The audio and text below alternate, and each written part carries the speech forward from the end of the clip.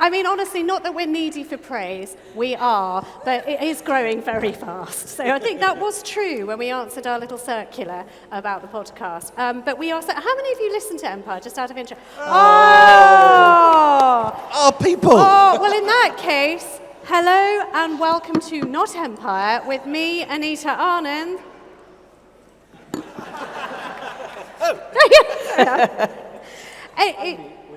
Can I just say that, if this were some kind of dysfunctional musical act that we run, we've had a trio. Our duo's turned into a trio because wonderful Jane Ohlmeyer, who we first met on the podcast in one of my favourite series that we have ever done, which was Empire and Ireland.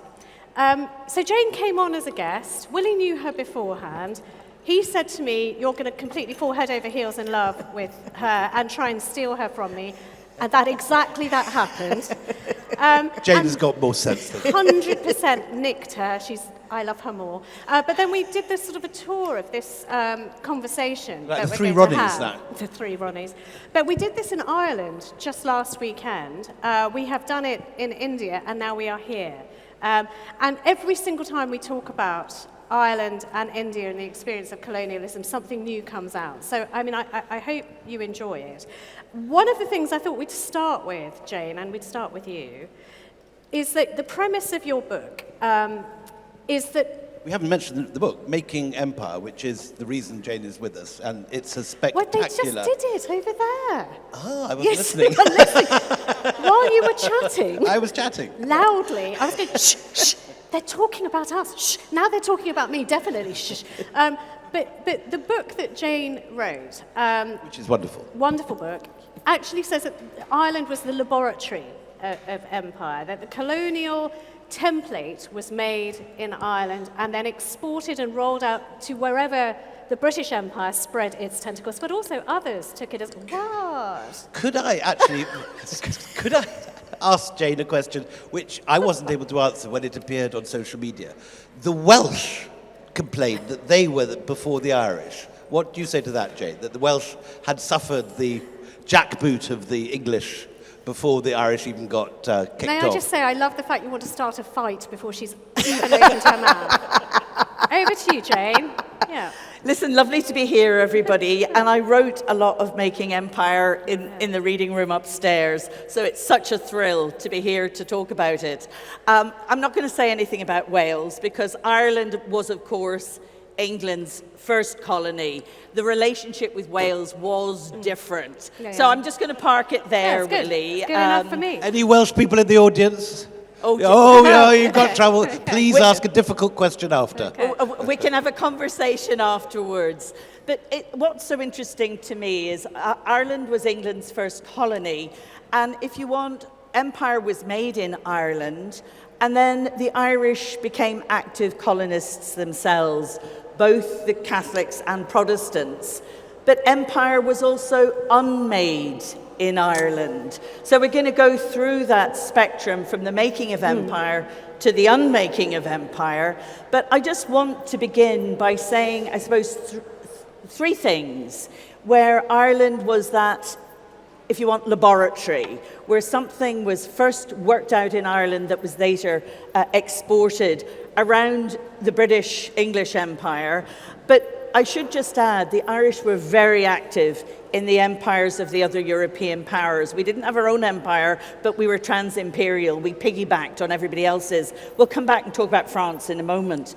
But when it comes to the English Empire, three things were really, if you want, road-tested in Ireland. Firstly was the ideology of othering. The second was plantation and the ideology of civility that went with it. And the third thing was partition. And I'm going to talk about the first two, but the third one, I'm just going to park here. We'll maybe come back at the end. But the reason partition is so important was the legislation of 1920 that partitioned Ireland into North and South was the exact same legislation that was used to partition India and Pakistan, and then, of course, Israel and Palestine. So, anyway, that's all I'm going to say about partition now. I want to go back and talk a little bit about how if you want, the ideology of othering, we would call it racism today, but they don't have that language in the 17th century, began in Ireland because it began with a 12th century Welshman called Geraldus Cambrensis, Gerald of Wales, who came with the Normans to Ireland, and he portrayed them as savage, uncivil, barbarous. Of course, they were never colonized by the Romans.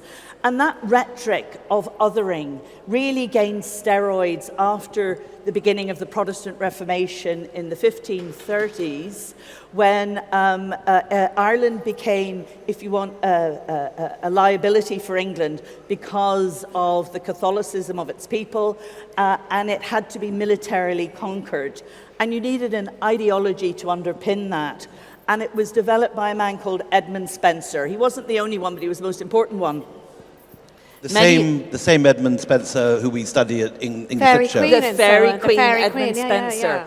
Yeah. But in Ireland, William, what he did was he wrote a book called A View of the State of Ireland that basically called for what we would say today genocide and ethnic cleansing. He wanted the Irish to be removed and replaced with English Protestants who would bring... I think transfer is the polite phrase today. Well, you can say that, certainly.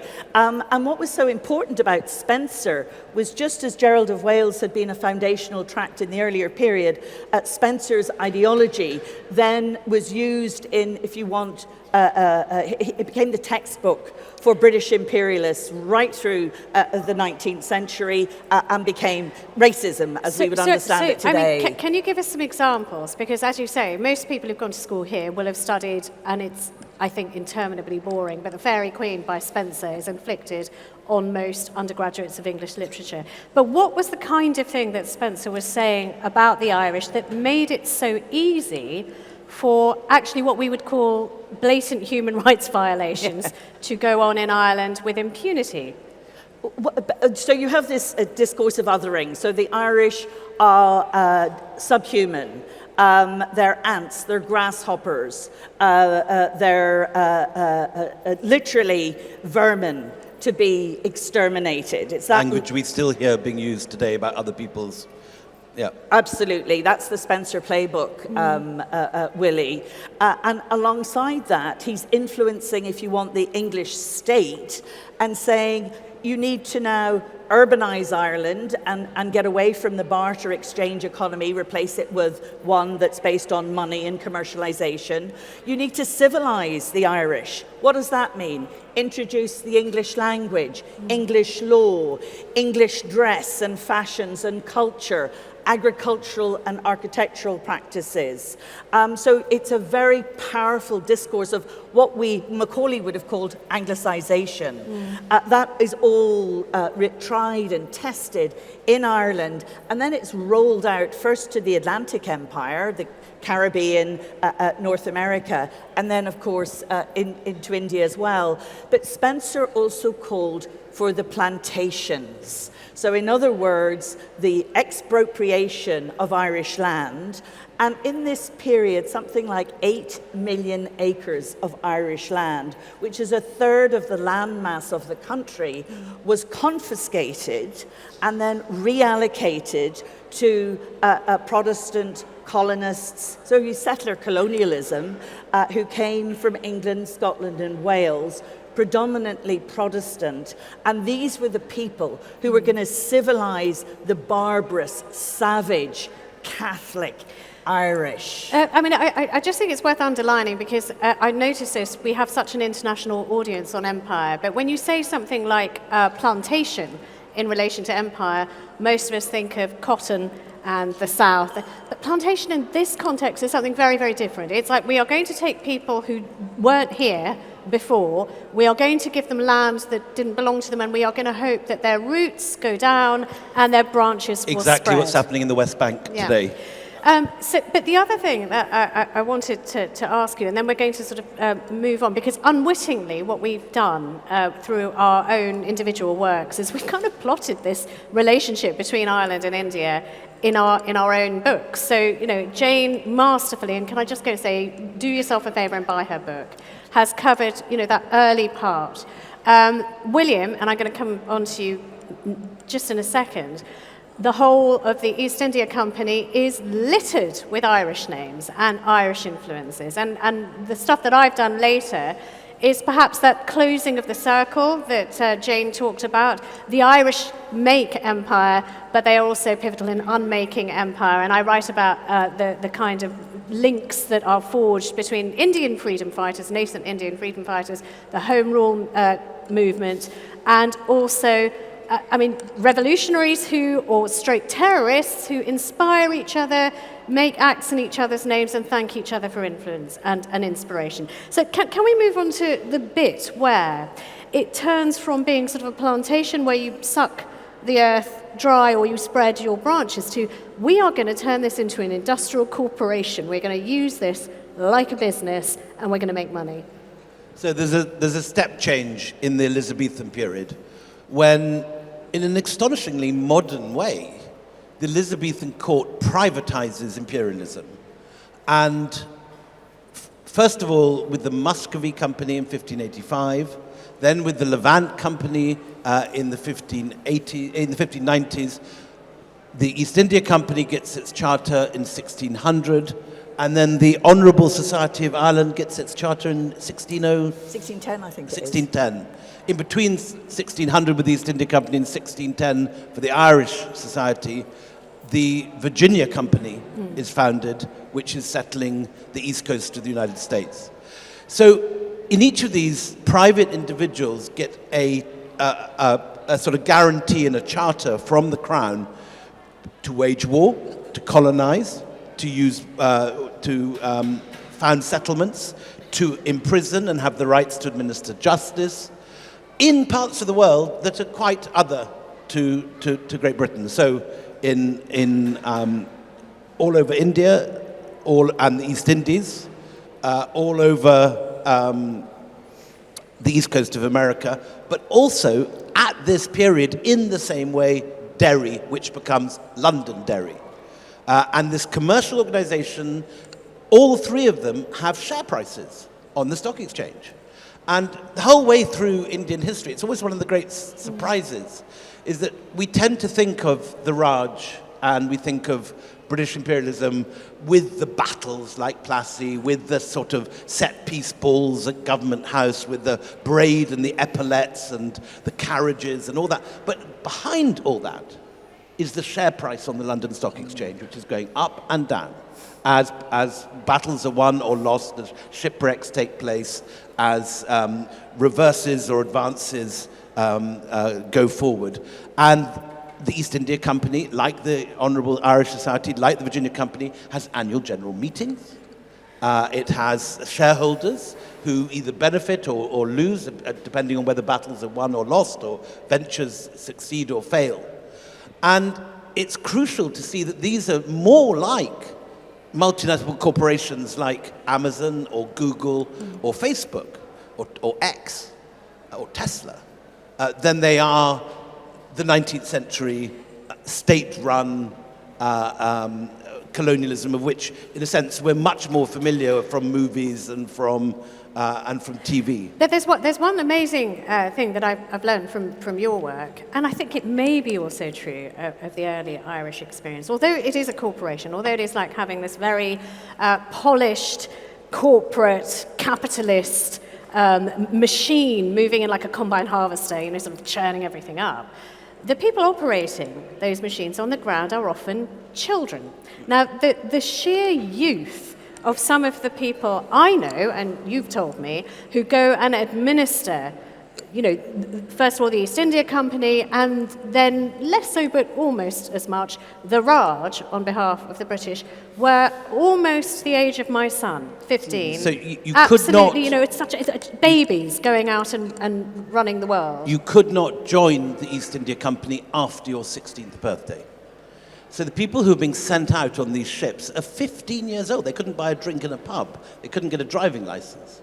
And they go out there, and they're trained at the Writers' Building in Calcutta eventually, but in other places before that, in accountancy, a little bit of language skills, law, and then often by the age of 18, they're in the field And you know from their letters they're sometimes completely unable to do the jobs to which they're appointed. So I read the letters of one of my wife's forebears, Alex Fraser, who gets appointed as a judge in Delhi. And he basically doesn't understand Hindustani. And he says, I'm getting about one word in three and how I'm meant to administer justice. So this guy who's barely speaking, so these witnesses are turning up, giving cases, and the judge doesn't understand two-thirds of what's going on. Yeah. It's an absurd situation. Well, they sometimes get a munchie. I've also read accounts of these sort of young kids who are sent off as collectors in India to go and sort of, collect revenue, but also dispense justice and all of these things. They will hire a local munchie, and there are a couple of accounts where they are absolutely certain the munchie is lying to them. That, they just if it comes to a judicial case, he's basically saying his uncle didn't do it, and there's nothing that this poor kid can do about it. And I say poor kid, but I just wanted to also with the Irish experience, is it the same that there are children with that much authority and the heft and the might of England behind them who are dispensing justice and running Ireland at that time? That is true. So in other words, Ireland is the playground. If you want to learn the business of empire, come and do your apprenticeship in Ireland without a shadow of a doubt. But what's interesting to me are some of these Irishmen who go out as members of the East India Company. And there's one man in particular, a man called Gerald Ainger. How many of you are from Bombay, from Mumbai, or know Mumbai? Well, you may not know that one of the most important founding fathers in the 1670s was a man called Gerald Ainger, who is actually from Dublin. And Irish people don't realise that Ainger Street, which is a very busy street in the centre of Dublin, was built on the back of the money he repatriated from India as a member of the East India Company. So somebody like Ainger would have been one of those accountants, very skilled young boy who came out. But what's important is he colonized and civilized, all in inverted commas, Bombay, the way his grandparents had been planters in Ireland. So we're seeing this crossover, but also the very early city of Bombay was modelled on Derry. We just talked about it. Any fans of Derry Girls? That's the one. Yeah, but it really is the most extraordinary 17th century fortified city, and the same mentality is brought, of course, then to Bombay as well. And so we see all these wonderful crossovers. And then you get other people crossing often three colonies. So one of the people who I wrote about without initially realizing he was Irish at all is the guy that sounds enormously French, the Comte de Lally. Yeah. And Comte de Lally actually turns out to have been originally called, Thomas Arthur. And he's from Galway. Or Limerick. Yeah. He then fights with Bonnie Prince Charlie. He's one of the Jacobite wild geese. He's a Jacobite. He fights at the Battle of Falkirk against the English, then flees after Falkirk, where he ends up fighting for Tipu Sultan and leading Tipu's troops at Srirangapatnam. Yeah. So an Irishman fights with the Jacobites in Scotland, ends up fighting against a Dalrymple and a Baird at the Battle of Pollilore. And there's a picture of him. It's very easy to fight a Dalrymple. It's one of those things. It happens. This kind of it's almost a swashbuckling story of people who go and they're kind of the Where's Wallies of history. They're here, they're there, they're everywhere. Something exciting is happening. But can we just now talk about some of the biggest bastards of history? Because one of them is also, two of them. One I've become obsessed with, and one that I've got an excellent bastard. But your bastard, who is a really terrible, bloodthirsty bastard, is Nicholson. Now, can you give us a little bit of a pen portrait of Nicholson? I'll do without the quote, which I was trying to find. But okay. So General Nicholson is a man who still has two statues outstanding in Ireland. One in Dungannon at the Royal School, and the other one is in Lisburn city centre, neither of which have any explanation really of who he is. And he is at the conflict known still in this country as the Indian Mutiny, but which Indians refer to as the First War of Independence, 1857. The largest anti-colonial uprising against any empire in the whole course of the 19th century, anywhere in the world. Nicholson is the man who captures the British imagination by virtue of being an imperial psychopath. And he opens the war, even before the rebellion has started, by famously having the head of a tribal chieftain from the northwest frontier on his desk, when the initial outbreak takes place in Meerut and Delhi, he writes a paper to the government calling for the flaying alive, burning and torturing of all mutineers. And then he founds what's called the movable column, which is this sort of, this is a bunch of psychopaths who pass all the way from the frontier through Lahore to Delhi, massacring people on the way. And there's a famous moment when his troops are sitting waiting for their dinner, and it doesn't come, and it doesn't come. And eventually Nicholson strides in and says, "Forgive me, gentlemen, for keeping you waiting. I've been hanging your cooks." And he has this idea that the cooks have been about to poison them. And they look out, and he points to a tree, and there are all the cooks swinging from ropes. And this man is celebrated throughout the 19th century as the hero of Delhi. In fact, there are biographies as late as 1930 calling the hero of Delhi. And his language is some of the appalling. most vilely racist, Yeah, I mean, it's even by the appalling. most extreme Victorian standards. Yeah. The epithets he used about it. And he's finally shot down in the taking of Delhi in September 1857. And his tomb becomes, in the later 19th century, a place of imperial pilgrimage. People come to Delhi. They don't look at Humayun's tomb. They go to Nicholson's grave. And he is a Ulster. Yeah, he was born in person. Dublin, but he was educated at Pretoria and Enniskillen. But he's just one of many Irishmen. So when you look at the Anglo-Irish, they're the officer corps. So we have Roberts of Kandahar, we have the Wellesley brothers, most importantly, the Duke of Wellington. We've the Lawrence Roberts of brothers. Kandahar, aged 17, is fighting at the Siege of Delhi under Nicholson. Exactly. And then goes on to attack But Afghanistan. are these, on the most part, plantation Irish? Are they Ulster Protestants? They are, Yeah. and Okay, what's so I'm gonna interesting talk is they about mine bring that experience. They've learnt their business in Ulster. They bring it with them. But it's not just the army. Well, 2/3 of the white soldiers serving in India, either under the East India Company or the Raj, are Irish Catholics. Now they're there because they're for economic necessity. They haven't bought into the ideology to the same extent. But we look at the administration. Well, I'll defer to William there. But just one other point quickly about the Ulster planters, because I think it's by the 1890s, there are 8 provinces in India and Burma, and 7 of the 8 are administered by Irishmen, and Lord Dufferin is the viceroy. Now, Lord Dufferin's family would have come to Ireland in the early decades of the 17th century, and he sees the lens of everything in India through the lens of Ireland. So, I mean, there's some wonderful examples of that. In Scotland, where I'm from, we all want to be William Wallace on the scaffold shouting freedom, but of course the Scots are as implicated in the administration of empire, and the reason the Scots join the Union, and that this country is known as Great Britain, is the Scots want to join the English and get access to their colonies and get the money. And then in the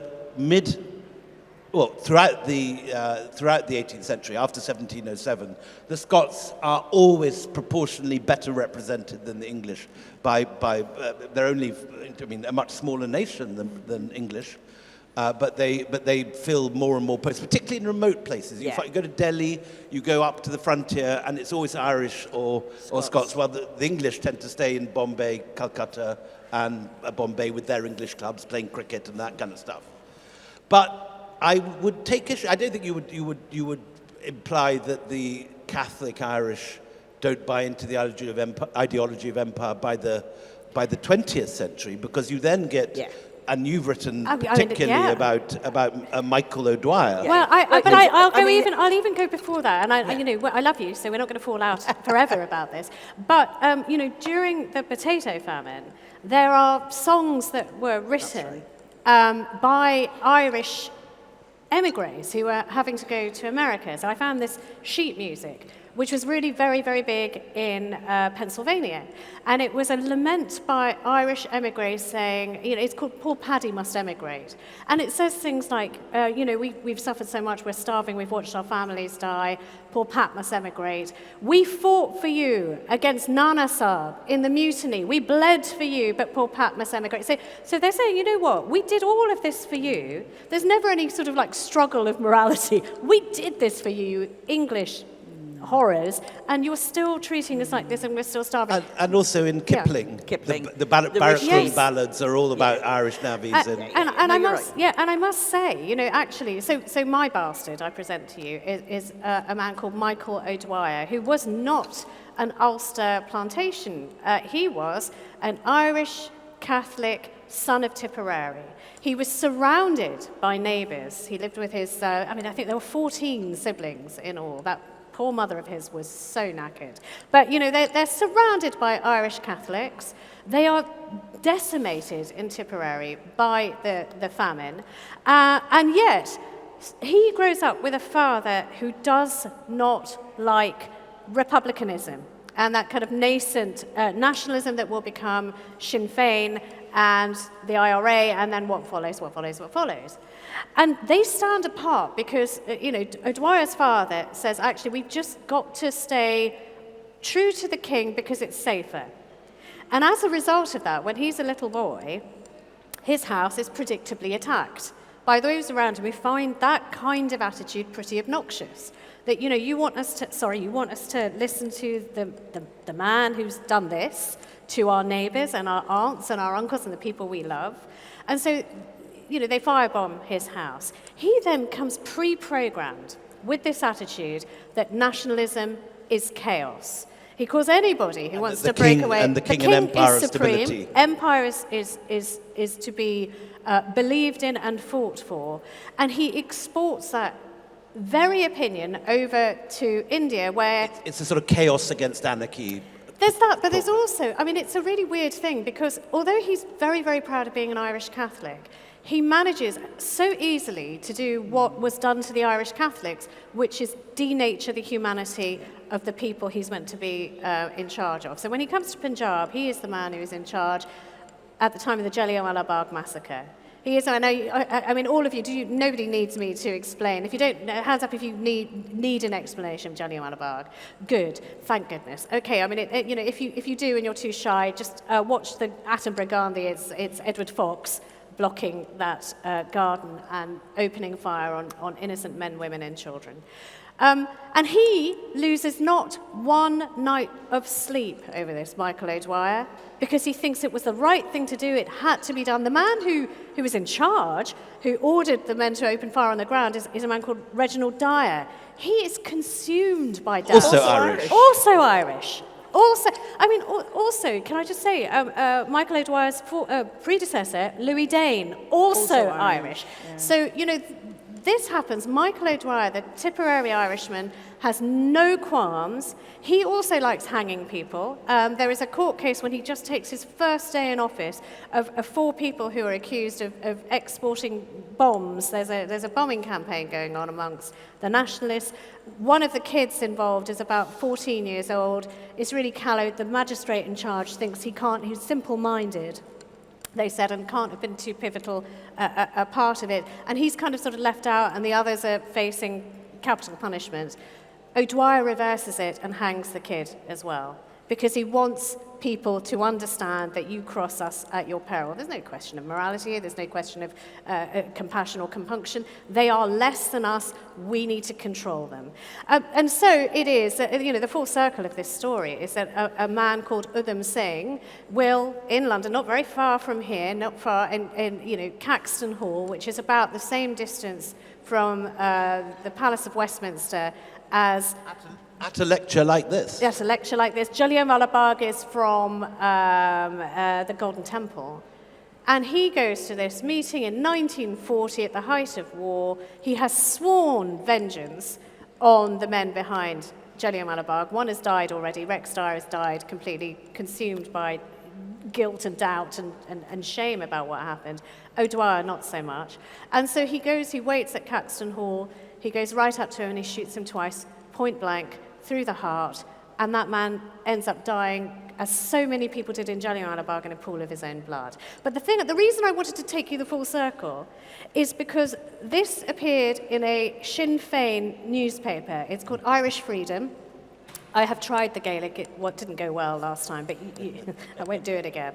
But this is what it says. It says, what must they think when a paper is allowed to circulate freely in Ireland in which Dunn and O'Sullivan are referred to as Irish gunmen, assassins, and murderers, and compared to Chicago gangsterdom. Now, these are prominent Orphean fighters who are fighting for Irish freedom. The same article, writes this newspaper, refers to the Indian hero Udham Singh, who was executed in London in 1940 for the shooting of Michael O'Dwyer, governor of the Punjab at the time of the massacre. We are proud to have the name of this Indian hero linked with those of Dunn and O'Sullivan, even though the intention in linking them was to defame them.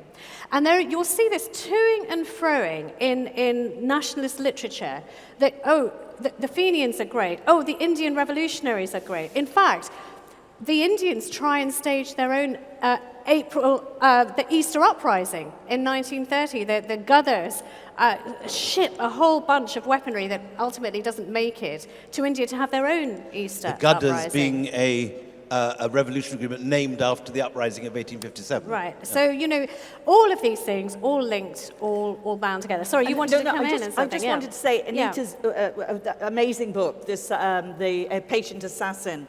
She was on Irish radio talking about it with it was a morning slot, so it was very, and people were absolutely they were shocked, yeah. They were horrified, and they're saying, absolutely not. For 100 years, Ireland has completely forgotten and chose to forget this association with empire.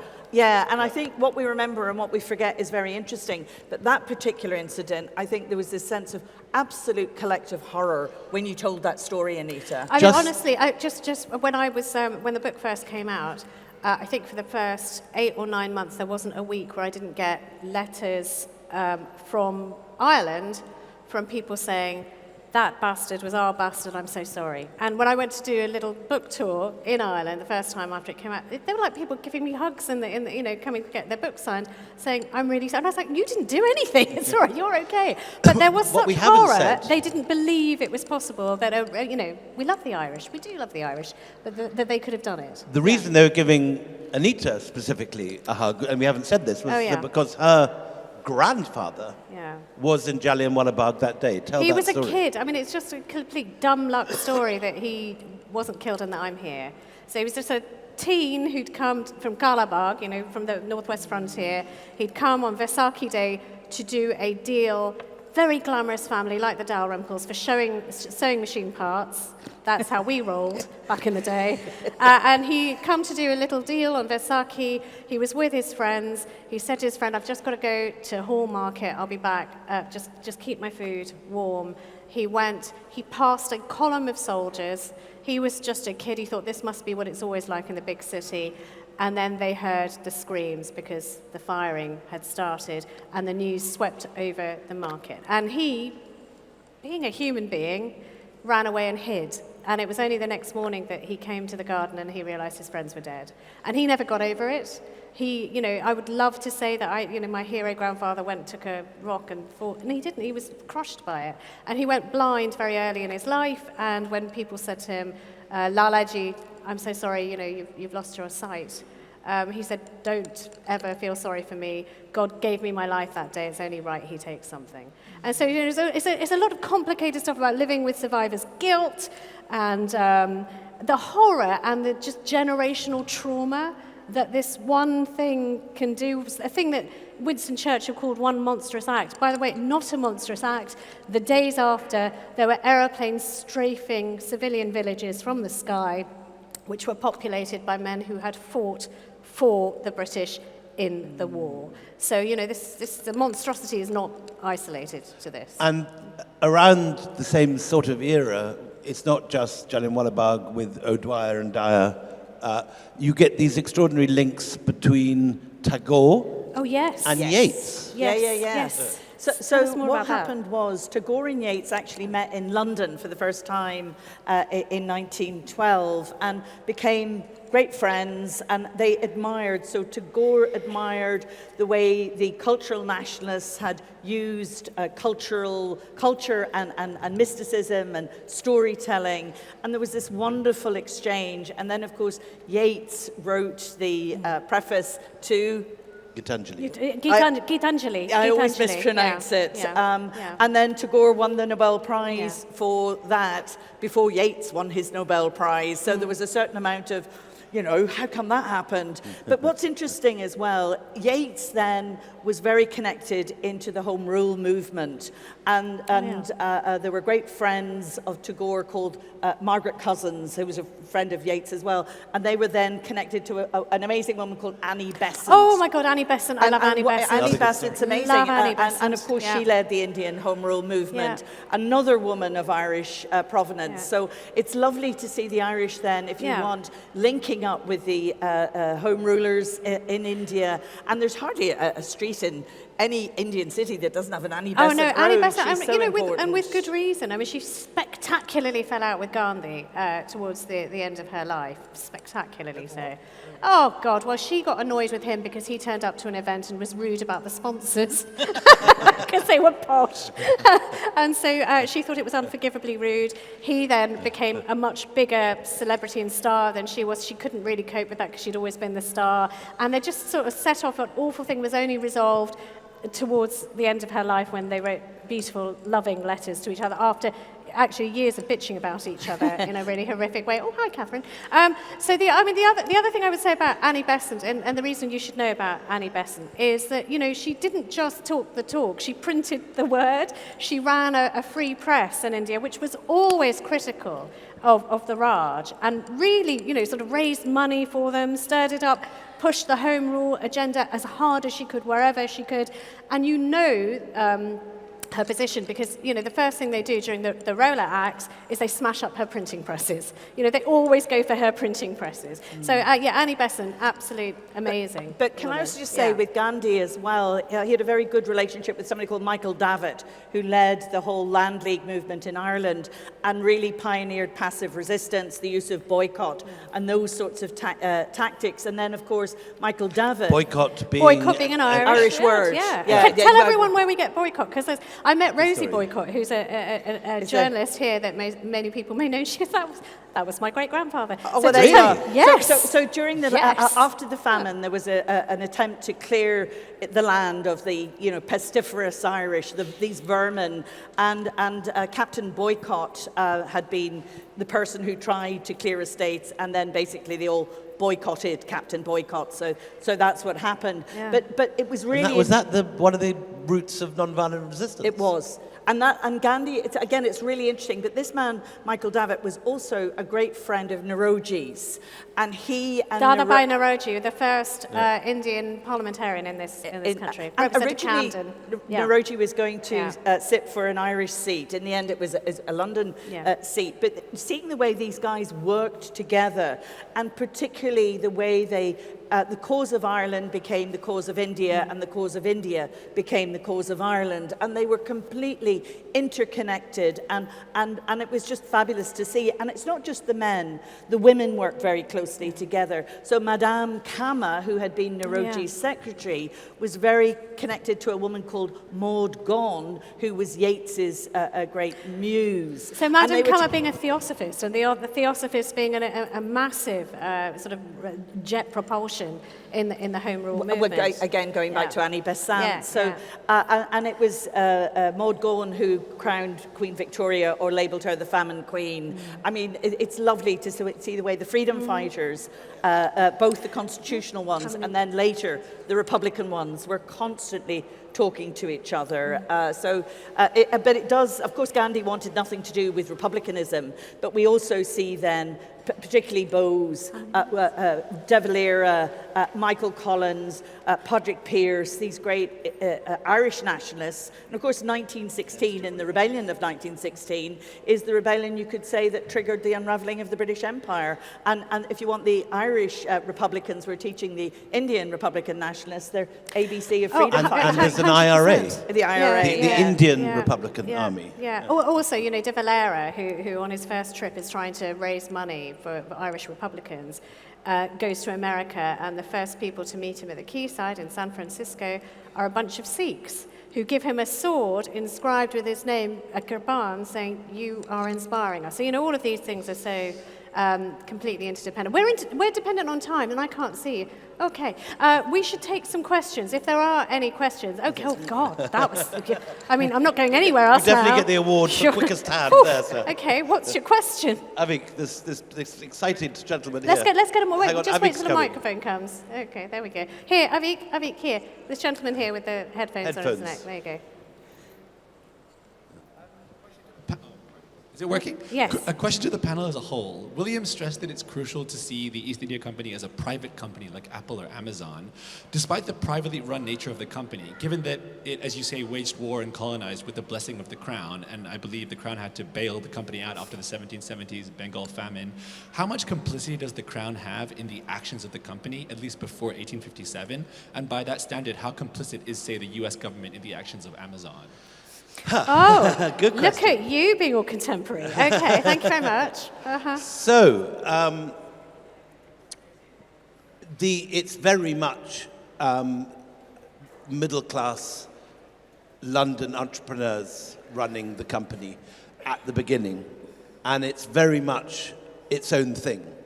And so one of the extraordinary things is that the army, the East India Company army, is completely separate from the British Army. Different recruitment, different personnel, obviously modelled on each other, regarded as a less smart thing to do. If you were posh and could get access to either, you'd always go to the British Army.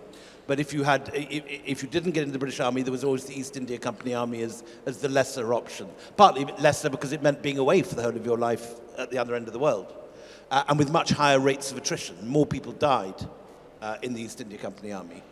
But what's interesting is the East India Company, rather like that animal in Alien, which sort of starts off as the worm in John Hurt's breast and then becomes the kind of nasty sort of dragonfly and ends up being the mother of all dragons by the end. The East India Company keeps morphing and changing.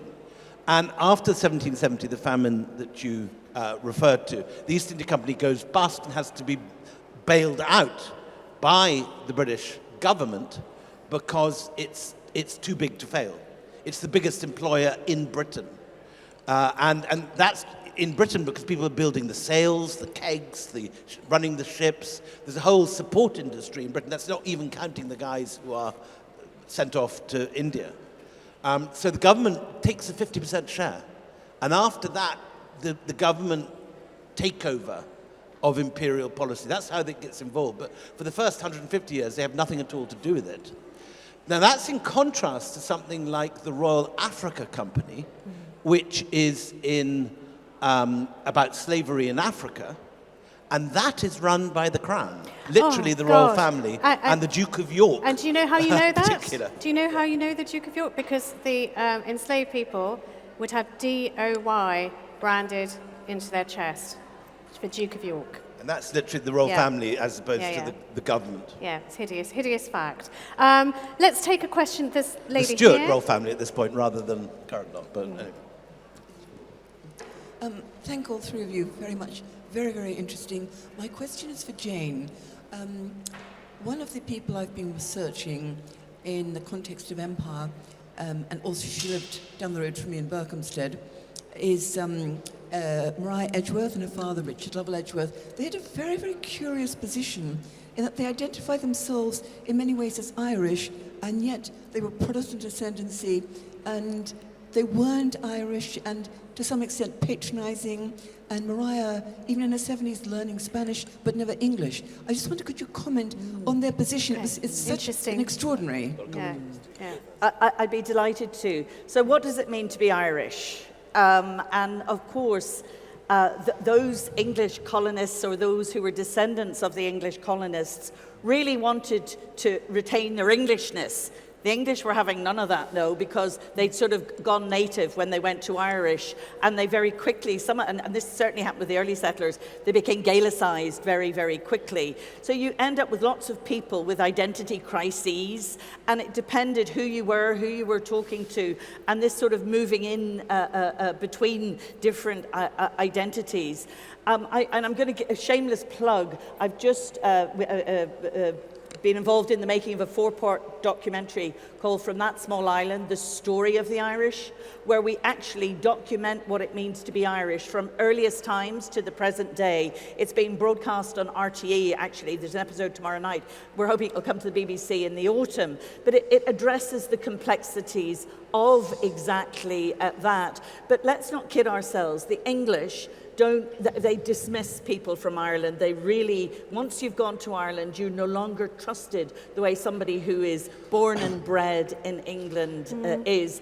And actually, that's really upsetting, not just to Irish Protestants, but to many Irish Catholics, especially those who have come as part of the Norman conquest. And you get the full spectrum of this in the Wellesley family. Yes. And the Wellesleys are born in Dublin. In Dublin, Merrion Hotel. Merrion Hotel, St. Stephen's Green? No, where is it? No, it's just near St. Stephen's Green. St. Stephen's Green, nearby. So that family are born in Ireland. Their estates in Ireland. Yeah. They have a country house. They have a townhouse in Dublin.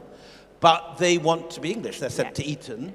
And they don't particularly like being associated with that. It's a liability for him. So when Richard Wellesley, who is a forgotten figure today, but the elder brother of the Duke of Wellington, he is the Governor General, and he conquers more of India than Napoleon conquers of Asia in terms of square miles.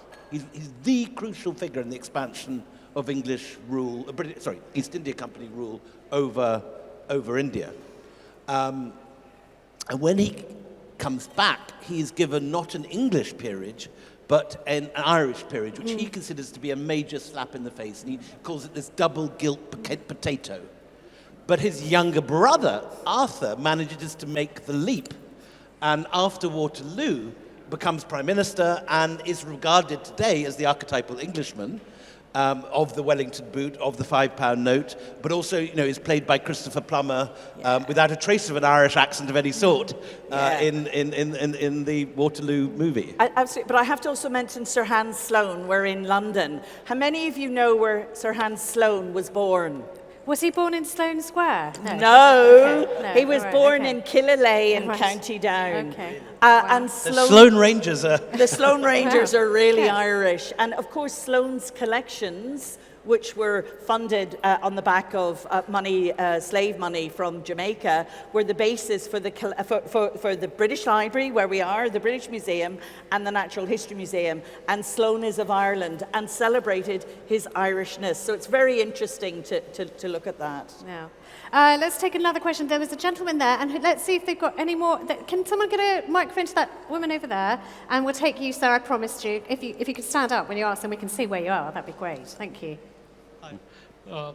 My question is for the entire Into the mic, please, my friend. Hi, can you hear? That's better. So my question is for the entire panel. Anybody can answer. So my family's history is very intertwined with the empire.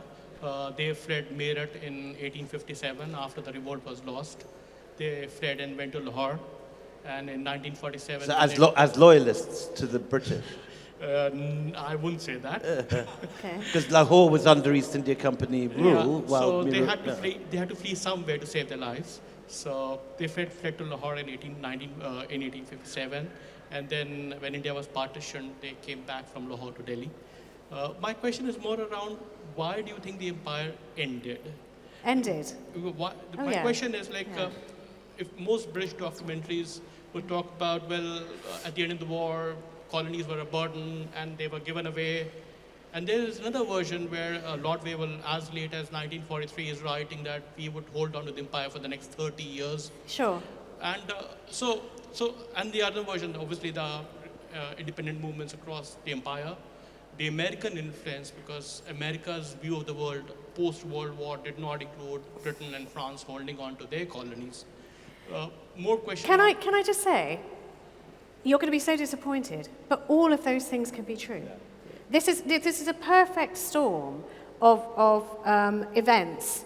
So it is absolutely true that the British Empire was, groaning with the expense of the war. Absolutely bankrupt. True. Bankrupt. It didn't have money to send out that many people to look after that much space. It was getting harder because the independence movement was gaining traction, because Gandhi could turn everything off like that and stuff would shut down. You do that and suddenly you realize your strength in numbers, and the Brits see that they are so outnumbered, and now the Indians know it. That is terrifying. There's just one very interesting thing, Mary Beard, who was on our podcast about the Romans, and I said, look, did they ever put the slaves in uniform? And she said, no, never. They deliberately didn't, because they didn't want the slaves to know how many there were.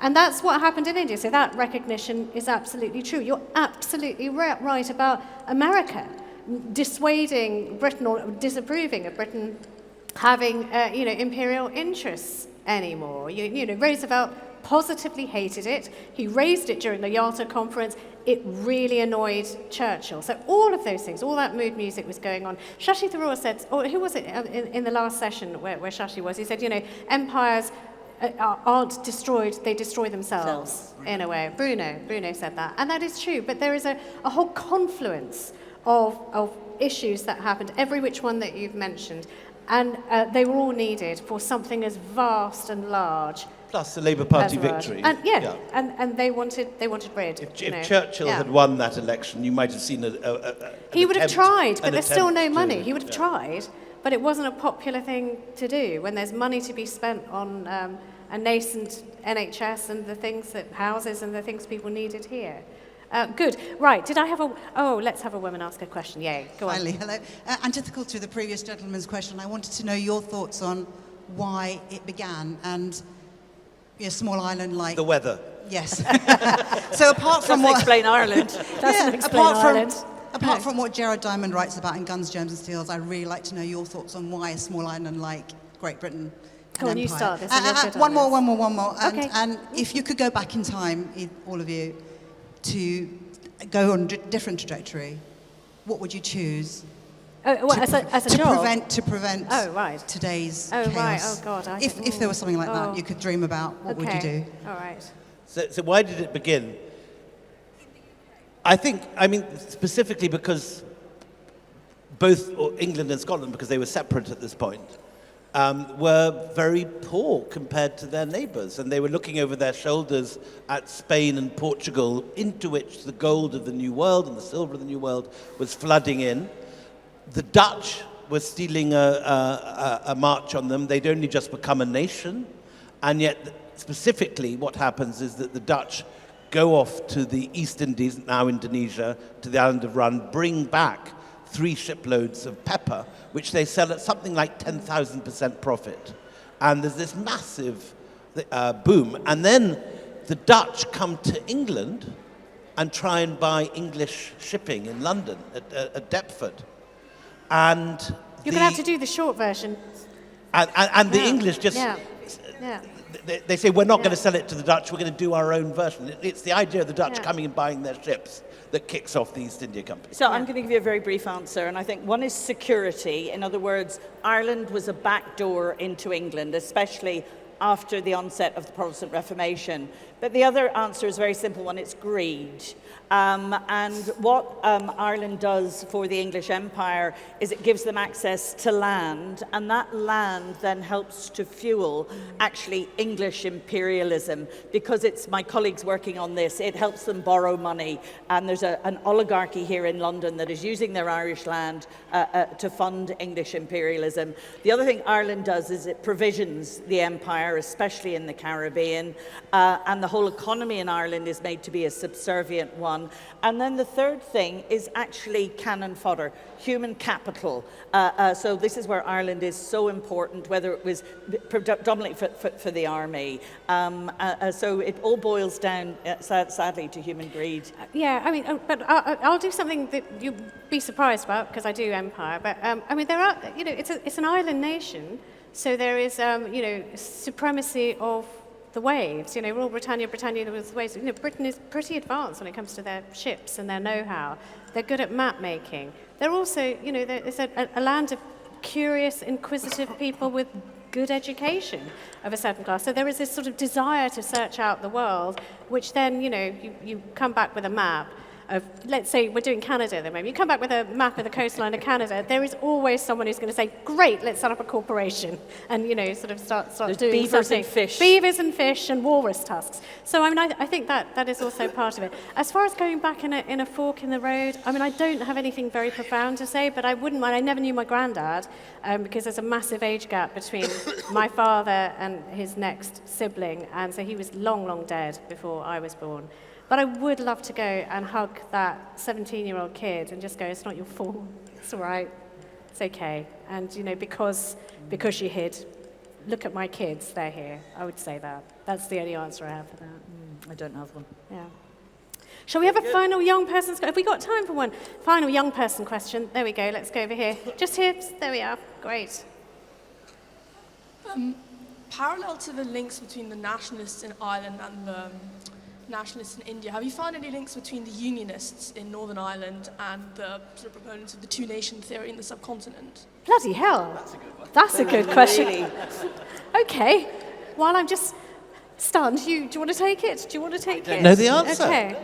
Do you know, that's a really good Yeah. question, and I'm sure there were, but that is not something, when I'm thinking about people who have worked on this, that they've actually studied. So That's your one day, PhD. yeah, your PhD, that's what I'm about to say. Come and see me in Trinity College Dublin. I'd love to Yeah. talk to you, because there's a cracking PhD there, because it's inevitable Good- that it's there a very were good those question. conversations. Can I also say, bloody hell, Dad, good work. Yeah. Jeez.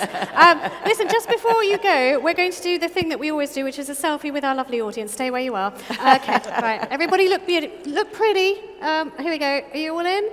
Everyone wave, hands in the air. There we go. Empire, we'll put it on our feed. Can I just say what a delight you've all been. Thank you so very much. All intelligent, wonderful, brilliant questions. You make us think. Thank you. Thank you very much.